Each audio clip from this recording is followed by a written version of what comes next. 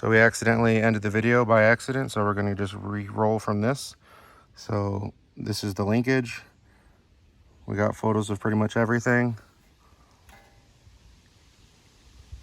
This way we know where things go. Put your back up on the tripod.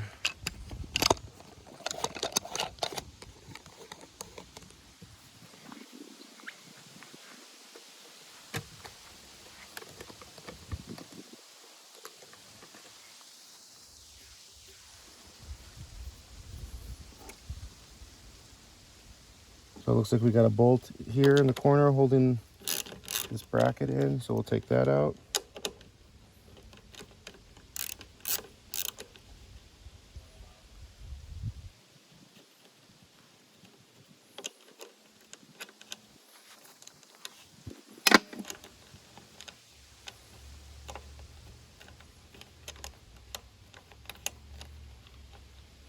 So we'll put this aside. That goes in the top right corner.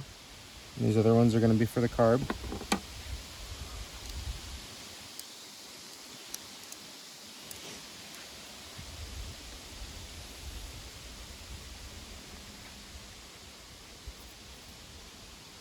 We'll go ahead and finish loosening these carb bolts.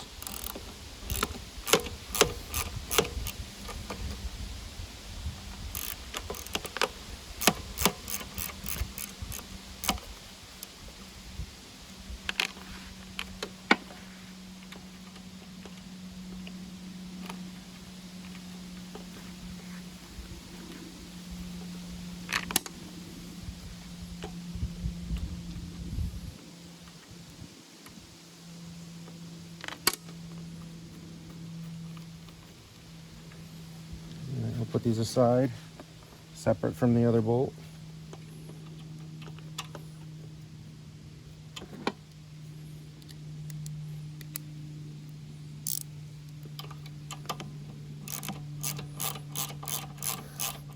It's pretty much just usually two bolts holding the carburetor on, and usually like one holding this little plastic thing on like you saw. These things are just pretty simple. It's nothing rocket science. So we put that with our other bolt separate. That way we know they're carb bolts. We're going to pull this little plate off, and as you can see, this thing's all sorts of dirty and nasty and gunky. So this whole thing will get degreased as well. So we'll put this in the parts pile, stuff to get cleaned. Now we have access to our carburetor, as you guys can see.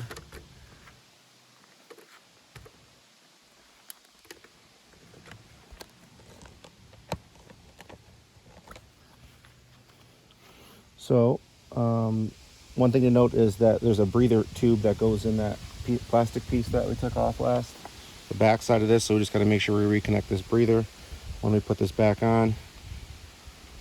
But for now, we'll put that aside.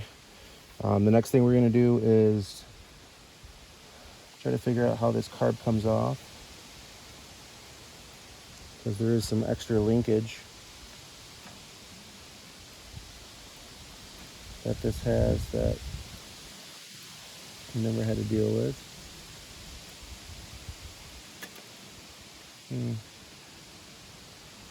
Different.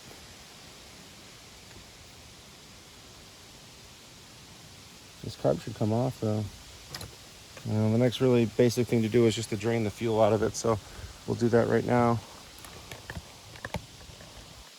And then we'll figure out how this carb comes off this machine. So to drain the fuel, we're just going to use an empty fuel container with a filter in it.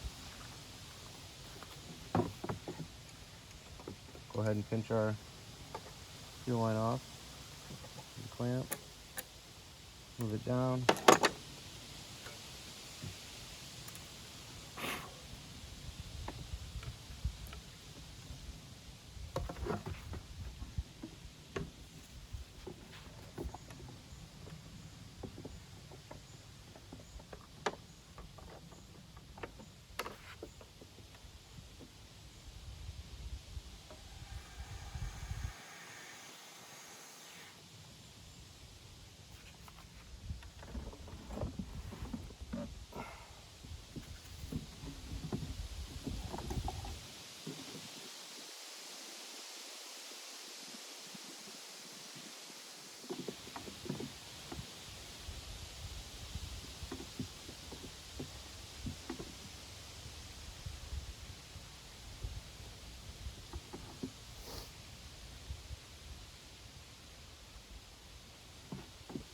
Trying to get as much fuel out of the machine as you can.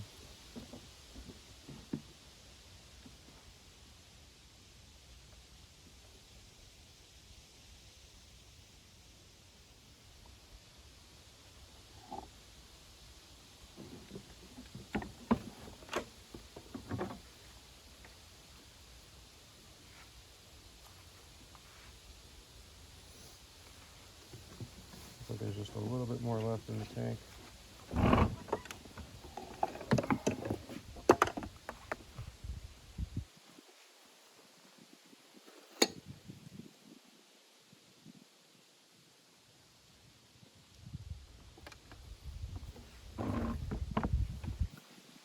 ahead and cap this fuel.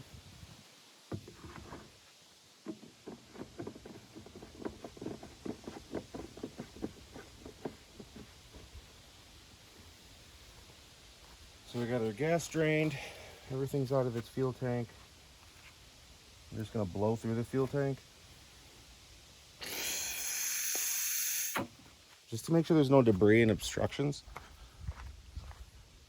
Obviously don't breathe in, but if you take one big breath and just put your mouth on this, if it's clean enough, you'll be able to blow through there. I just like to take a screwdriver and just go through and make sure there's nothing in there. One more blow. Sounds like unobstructed to me. I think we're good to go, so we can put the fuel cap back on. Wherever that went, it's on the ground. So fuel system's gone through, more or less drained. Perfect. Now we just have to figure out how to get this carburetor off and the rest of the linkage. So it looks like there's 2 bolts here. But before we do that, we have to take all this stuff off. So we're gonna go ahead and pause this video here. We're gonna watch a quick video on YouTube, which we're also posting this on, and figure out how to remove this specific kind of carburetor from this mower. That way we can get it fixed and good to go. I don't want to start just pulling things apart without knowing what we're doing. And the only other thing I really want to check is the spark plug and put probably a new plug on it, because it looks super rusted. And that may be one of the reasons that it's stalling out. So we'll go ahead and pause this here. We'll go ahead and watch a video or two and figure out how this it's ready to start. It's pretty much an auto choke, how the auto choke works. As you can see, there's linkage here that moves, that controls this butterfly, and this is connected to the carburetor. So yeah, I got to get the whole carb out to clean it. I really can't just take the bowl out. So we'll pause it here, and we'll be back with you after we get a little bit of reading and education done. Thanks for watching.